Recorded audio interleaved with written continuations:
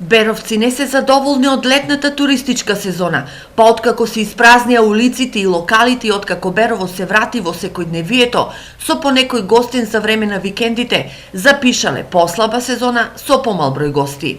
За поединци може да беше успешна, иначе в глобала сметам оти послабо од ланската и секоја година се послабо и послабо.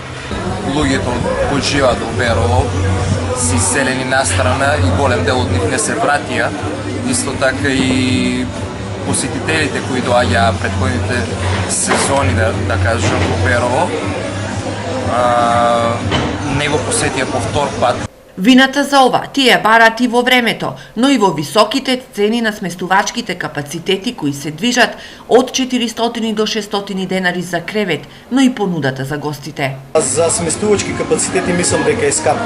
Тоа се односи на приватните сместувачки капацитети.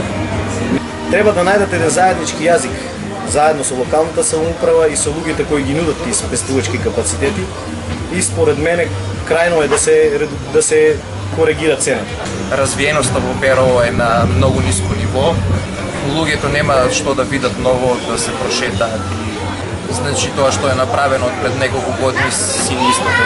Не е вложено ниту трока повеќе. За искусните угостители сепак основната формула за привлекување туристи е да се вложува во бизнисот, градејќи препознатлив бренд. Ние работиме на таков тип на туризам кој што бара постојано вложување, не само во инфраструктурата, туку и во средување, во правење некои настани и така натаму. Значи, тоа никогаш нема крај, нема доста. Значи, секогаш треба да се вложува и со човечки труд и